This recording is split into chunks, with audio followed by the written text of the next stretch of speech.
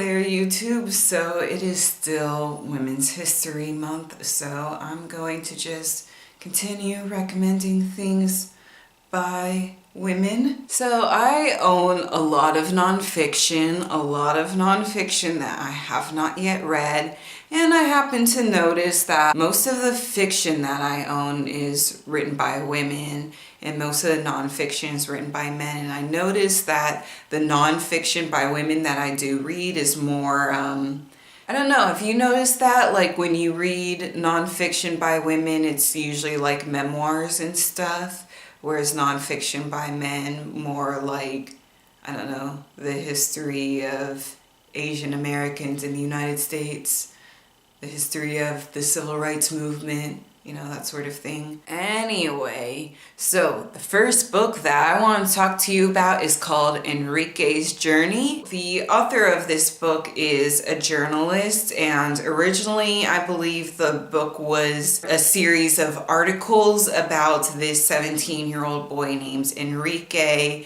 and those articles won the Pulitzer Prize and it became this book.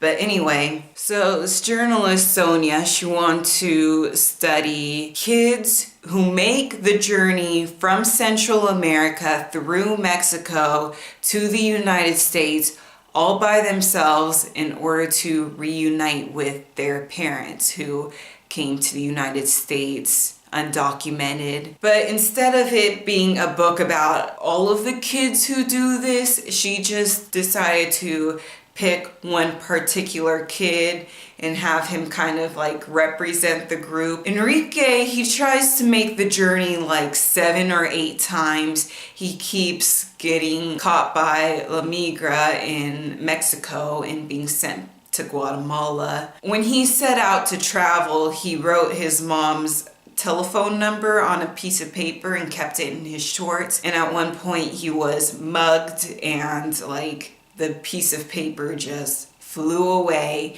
And then she added in like how a lot of kids have their parents or somebody's phone number on them, and then this one kid over here, they lost their mother's phone number because the paper slipped out of their hand and fell into a puddle, or you know, this other kid like lost it. And so she'd use Enrique as an example, but then would bring up all these other examples of other kids who had the same problem of they didn't memorize a number before they started on their journey, and it didn't even occur to them to memorize their parents' numbers. And so once they lost that number, they were kind of fucked, because it's like, okay, even if they do make it to America, how are they going to reunite with their parents if they have no way of contacting their parents? He tried to jump on the freight trains. That's how he traveled. And there was like a lot of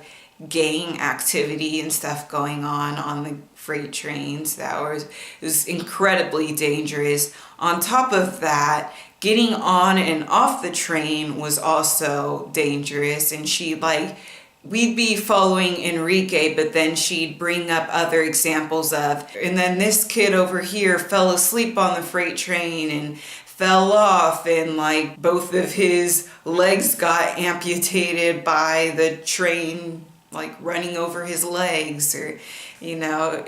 So yeah, there'd be like little side stories of like, we know that Enrique makes it all the way to the United States, but then here are all these other stories of, this is where this person's journey ends. Like, this person tried to make it to the United States, but then lost their legs. This person tried to make it to the United States, but then lost their mom's phone number and then was kind of stranded with no lifeline. So the next book that I want to recommend to you is called Asian American Dreams by Helen Zaye. It's about Asian American activism and like different social movements. One of the really important ones being the murder of Vincent Chin and trying to find justice for him. That one case being like where Helen and many other Asian American people kind of found their voice in terms of political activism. So every chapter is about a different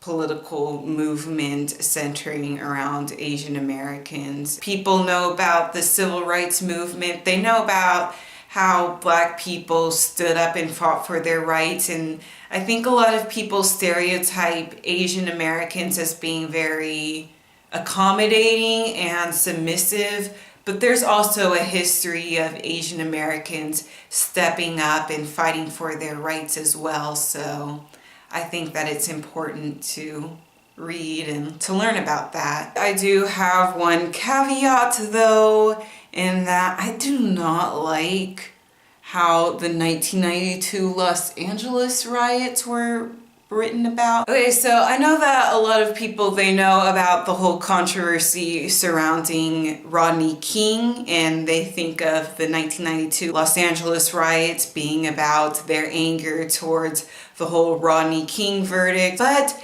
there's another story involved in the 1992 Los Angeles riots. I believe it was in 1991, a 15-year-old girl went into a Korean grocery shop in Los Angeles. I think it was the owner's mom who was like sitting in that day. She thought that this girl was stealing, even though she had the money in her hands in order to pay for this orange juice. And she like grabbed the girl, and there was like a scuffle, and the girl was like going to leave, and then the woman pulled out a gun and killed her. So Black people were not just angry about Rodney King, they were also angry about Latasha Harlins being murdered over a bottle of fucking orange juice.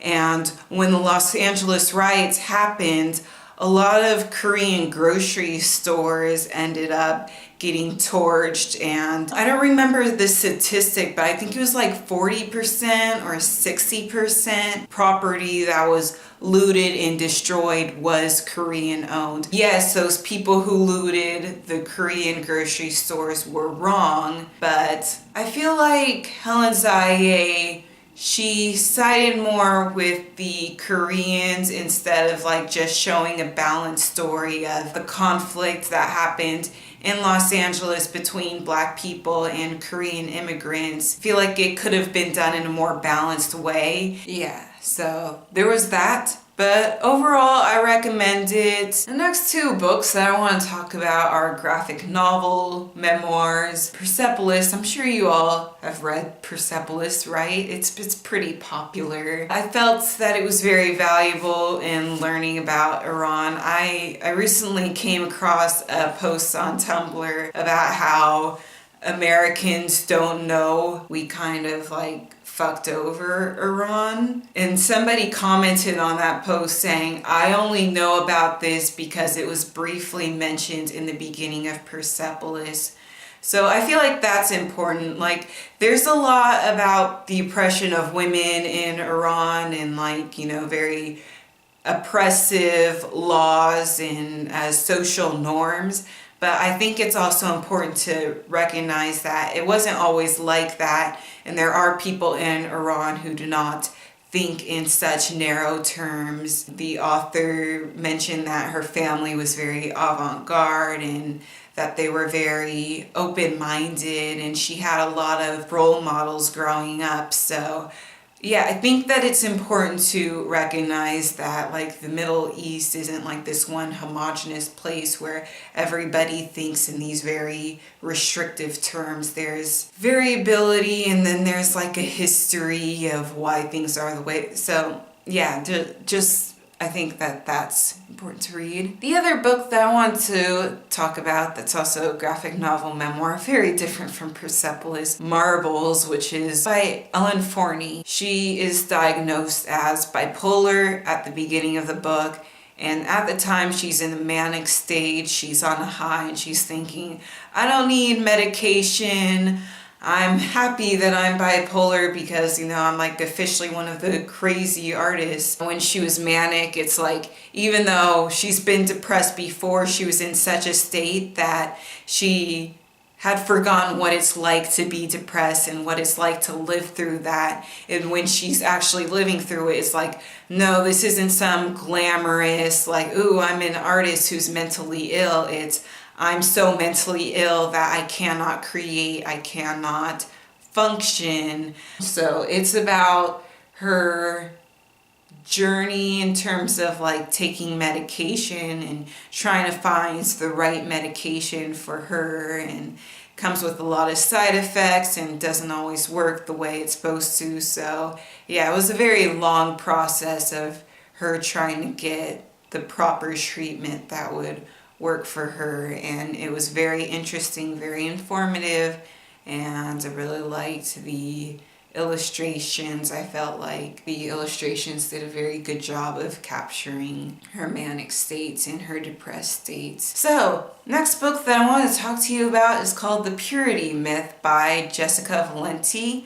I read this book back in 2011, I believe. So this book is about abstinence-only education, and it's about how harmful it is for us to have abstinence-only education, not just in terms of, oh, kids don't know how to put on a condom, but it teaches us shame, and it teaches gender roles in terms of like, as a woman, your worth as a person, your worth as a future spouse really depends on whether or not you have an intact hymen, and not on how smart you are, how compassionate you are, on how loving you are, how much empathy you have. No, those things don't matter. What matter is what is between your legs. I know that a lot of people, they bring up how there's this statistic about how people who wait until they're married, they tend to be less likely to divorce, but correlation does not imply causation. There's also a statistic out there that people who have arranged marriages end up not divorcing at nearly the same rate as those of us who decide to date and get to know our partners before we marry them. Does that mean that in sex ed we should be taught never to date anybody and just ask our parents to find us a suitable spouse? No. I have 4 minutes left? God damn. I can't believe I talked this much. Okay, the very last one is called This Common Secret, and luckily for you, I made a video review of this. So if you want to learn more about it, watch that review. It is a memoir about this woman who is an abortion doctor and all of the harassment that she had to go through as an abortion provider. I feel very strongly about reproductive rights, and unfortunately I feel like abortion has such a strong stigma attached to it that it's not even talked about as much. So these kinds of issues are kind of swept under the rug, and I think that it's important for us to sweep them out from under the rug and learn about what an abortion provider goes through in order to provide their patients with medical care. I have run out of space on my memory card, so I will wrap this up here. I hope that you read some of these books, and let me know if you read them. Let me know if you have any recommendations, and happy Women's History Month.